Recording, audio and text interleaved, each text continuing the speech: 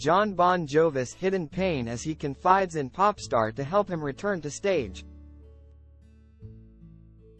Jon Bon Jovi talks to the Mirror about his recovery from vocal surgery as he prepares to release new album Forever. As the sun set over London's Hyde Park last July, few would have noticed the man in the black baseball cap being quietly escorted to his seat for Bruce Springsteen's headline show. Even fewer among the 65,000 crowd would have realized the man should have been on the stage himself. "I was meant to sing that day. But then I just said, I'm not ready," Jon Bon Jovi explains. "It was my goal to be healthy for Hyde Park. But it got to that time, and I just couldn't." While the fans missed out on a sensational duet that balmy summer evening, it marked another chapter in Jon's long, and often painful, recovery from the vocal surgery he had in 2022.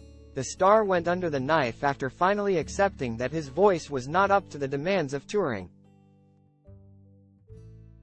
Although it was his wife of 35 years and childhood sweetheart Dorothea, 61, who quietly had a word in his ear, Jon knew deep down his time was up.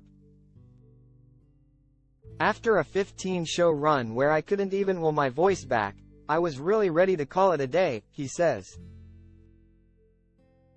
He saw a doctor, who confirmed his vocal cords were atrophying and recommended a cutting-edge procedure.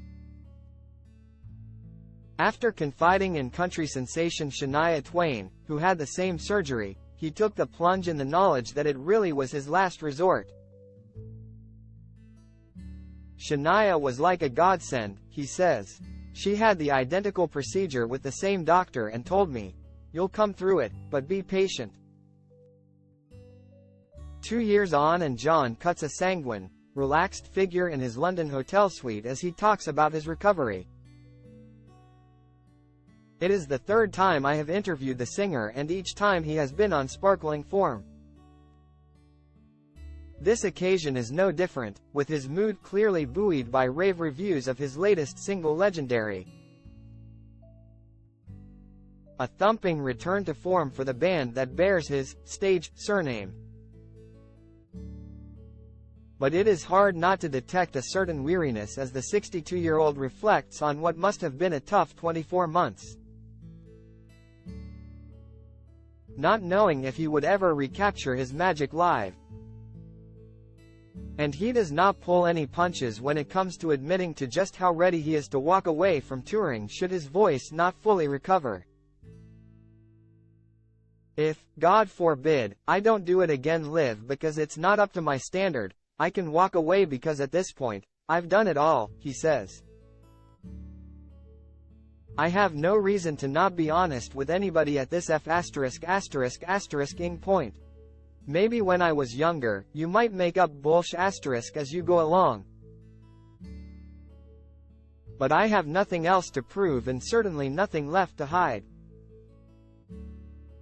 Jon laughs that this honesty extends to other parts of his life too. "The gray hair is all mine," he adds. ****it, I'm not dyeing my hair. And I'm not getting Botox, or eye jobs. Life is too short to bullshit***. But when it comes to his recovery, there have been tangible green shoots along the way. 3 months ago, he performed a handful of songs with Springsteen at the Music Cares Person of the Year benefit gala, where he was named Person of the Year. He says, "I remember waking up on the Saturday of that performance and there were different voices in my head. There was less doubt, less fear, and it was a nice feeling. I'm still in the process of healing and believing that it's going to work out. So I haven't ever relinquished hope yet. And I do see that progress is happening consistently. But if the curtain were to fall on his life on the road, Jon remains defiantly at peace with any such decision." He explains, "There have been examples of guys that have stayed at the dance too long. My motivation is not money. My motivation is not based in applause. My motivation was to leave a legacy of this catalog of music and the history of being a great performing band. That's good enough for me. I'm having hit records today, which is mind f *****ing blowing, so I'm cool if I don't have to live in another hotel room for a year. It is fighting talk, but justifiably so. The band have chalked up a staggering 130 million album sales worldwide, with anthems such as Livin' on a Prayer. You Give Love a Bad Name, It's My Life and Bad Medicine going down in rock history. And their new album Forever, which is out this week, is once again destined to dominate the charts. Not bad for a New Jersey boy who started out playing in local bars with his first band Atlantic City Expressway before hitting the big time. With 1983 debut single Runaway. It was while Jon was still at school that he first got to perform with the boss, now 74, who was a local hero at the time. The two of them shared the stage in 1979 at a biker hangout called the Stone Pony. Now, 45 years and the best part of 300 meters combined record sales later. The two men are firm friends. We've always been friendly, but I would honestly say that I could sit with him in a room now and say he's like a brother almost. Jon smiles. How many guys come from New Jersey and have achieved what we've achieved? And although he was disappointed not to take to the stage with him last year at London's BST Hyde Park show, Jon says how there was an unexpected upside. It was fun to just hang out for a couple of days and be in London with no commitment. And just do nothing but eat, drink and go out.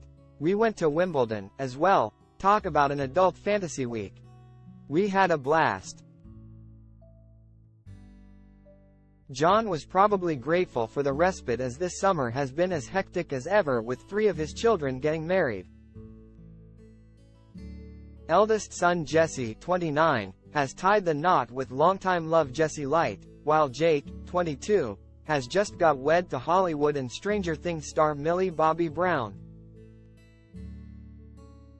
Daughter Stephanie, 31, is also set to walk down the aisle, with Jon writing a song on his new album in her honor called Kiss the Bride.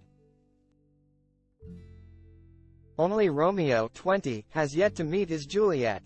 When they come in and say this is the one that I want to spend my life with, you go, whoa. And then you wonder if you're going to like them, but I feel very blessed. I've met all the kids' partners, and I think of myself and Dorothea in those early days.